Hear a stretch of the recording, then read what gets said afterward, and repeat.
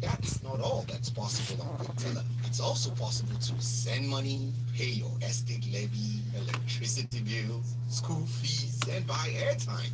So you see, everything is possible on QuickTeller. So download the QuickTeller app or visit www.quickteller.com. QuickTeller. Everyday payments made easy. Business All Express, right, we'll go brought to live. you by EnterSwitch.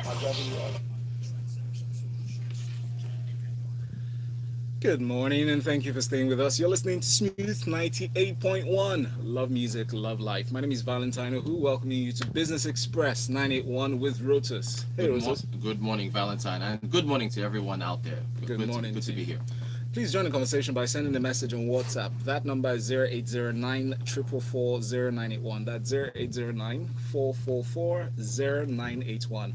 And we have a special guest on the show, Ivana Osagi. Rotus will be doing the honors. Yes, thank you so much. Good morning to you, Mrs. Osaige. So, Lagos, we're going to be talking about a report that Mrs. Osaige's firm has just put out. It's the NSC Top 20 Gender Diversity Scorecard. The company, they looked at the top 20 firms by market capitalization and the levels of gender diversity in their boardroom. So it's from her company is the Professional Women Roundtable, PWR. Good morning to you, Mr. Osage. Good morning, Rotus. Great, good to have you. So can you take us through how you put the report together? What was your methodology? Well, because we were looking at the companies listed on the stock exchange, that information is out in the public domain. So we troll through the company websites, the annual reports, and also the website of the stock exchange to identify the directors on the boards of those companies. And we were able to work out the male directors and the female directors by doing some research. There was also we had to reach out to people also personally because sometimes it wasn't obvious whether some of those directors were male or female. We spent quite a bit of time ensuring that we had accurate data. Thank you for that. You see, I'm valid. This is I'm always preaching gender diversity on Twitter, but I never actually did the work. This is doing the So work. Rotus calls himself a feminist. Exactly, but feminist by mouth, not not feminist by actually putting the work together. Okay, can you take us through the key findings of your report? Okay, so it was quite an interesting find. I think one of the most important things to highlight is that we have a total of 230 board seats represented in those companies. And of those 230 seats, 40 are held by women, which is about 21%, while 79% are held by men. We also found that among those 20 companies, three of the boards of those companies are chaired by women, which is a dismal 15%.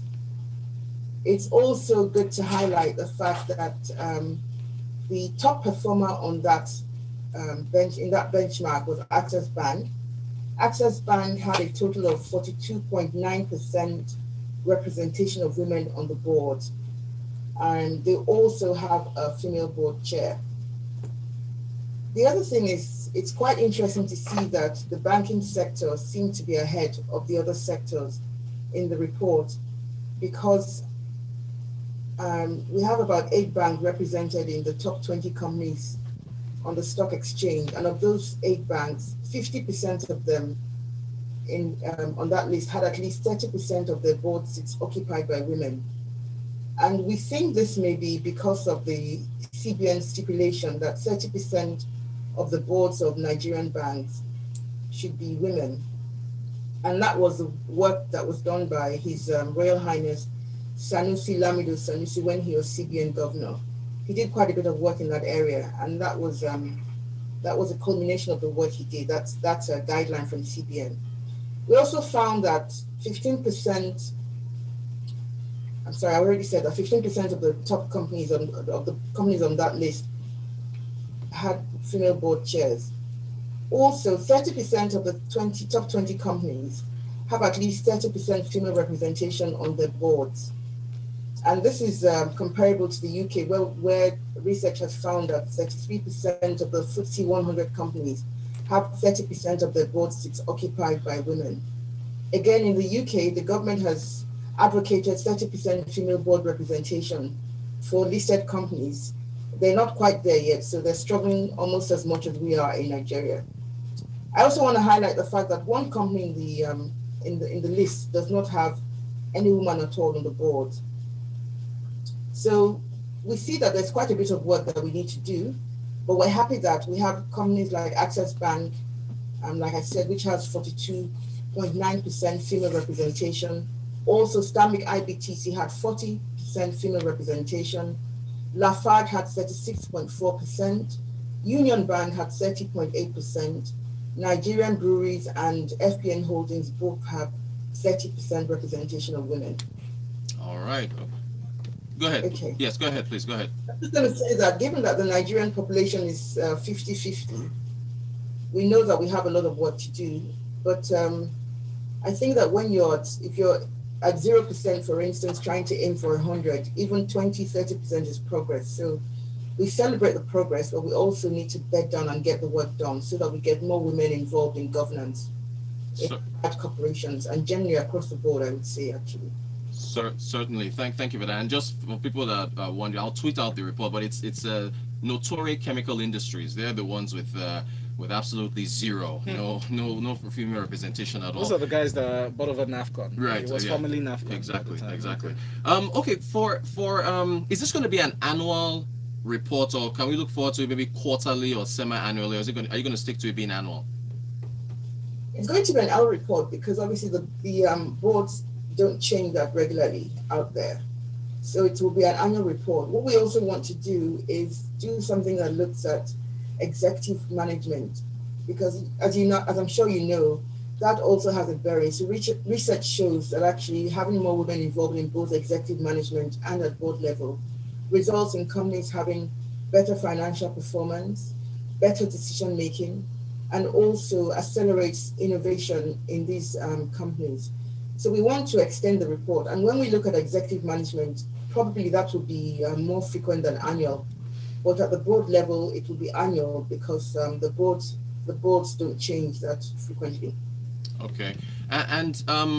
Okay, so some have said that, okay, actually, I was going to ask you about private firms. So these are publicly traded firms with financials and so on we can see. What about, extending this to private firms who don't publish their financials? How does one extend the conversation there?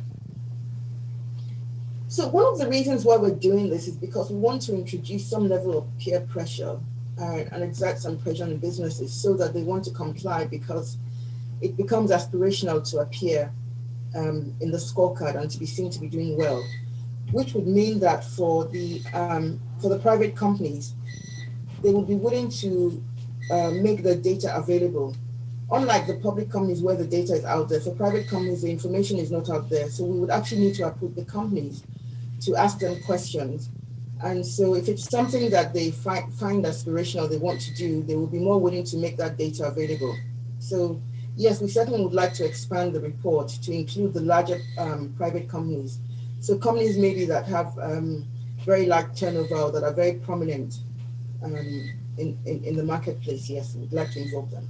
Okay, and I was going to ask, some have argued that gender diversity should have a bottom-up approach, right? So where it should be prevalent at entry level in order to influence boardroom level. Do you agree with that argument, or how do you see that?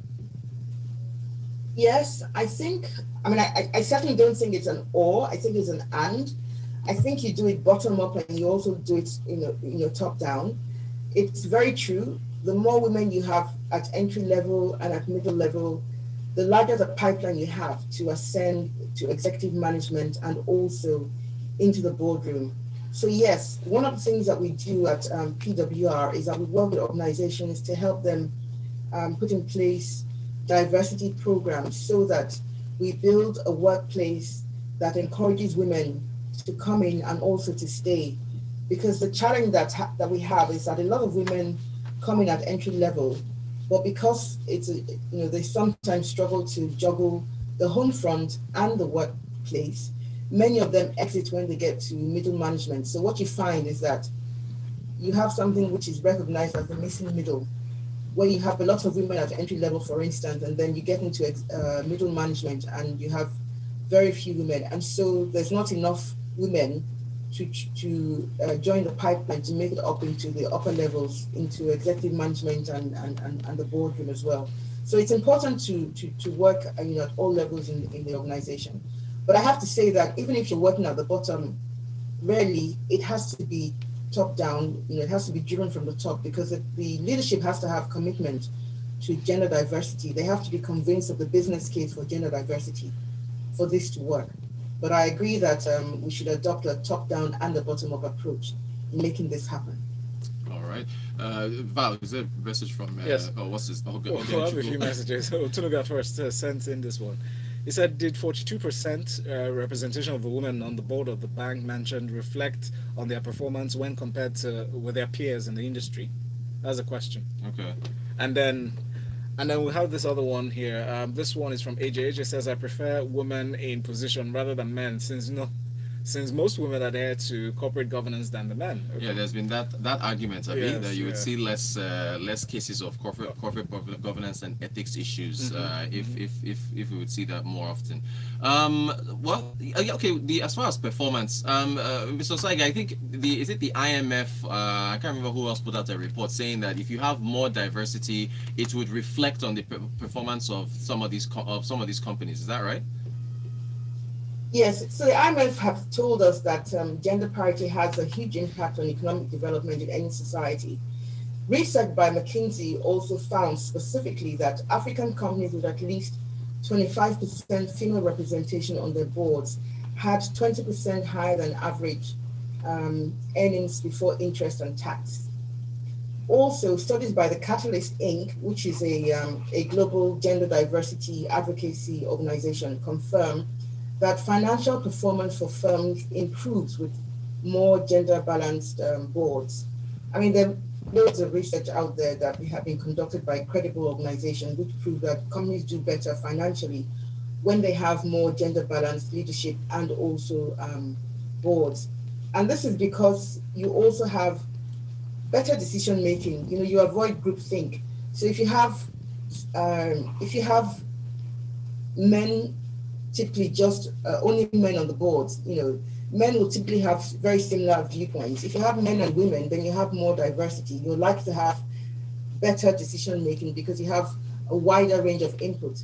It's also wider representation of the company stakeholders. So, I mean, for every company on that stock exchange, I can assure you that their customers include men and women. So you do want to be thinking about how your customers are thinking if you want to be able to increase your revenue. So there's so many arguments why it's a good idea to have more women involved in governance. It's the right thing to do by the women as well. I mean, it's wrong to deny the women of the opportunity for that level of self-actualization and also to contribute the value that they bring to the table. It leads to better decision making, like I said. And,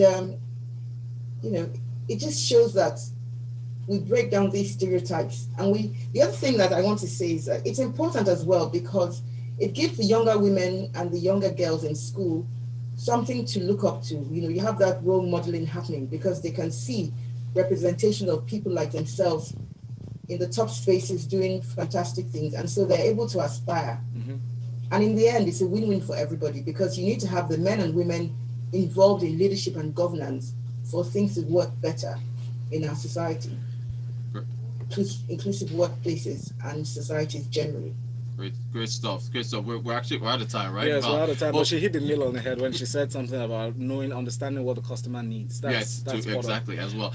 Please read Yinka's message. Yinka says, Ivana, listen to this. Yinka said, what now happened to Oceanic Bank? See, God knows shame us. Yinka, that was the head of the bank. Now, in fact, because of Yinka, I'm going to go back and look at their old financials and see how much diversity was on it. Final message from Daya. Daya says, good morning, Rotus. Gender disparity on corporate boards is a global thing, even in the Western world.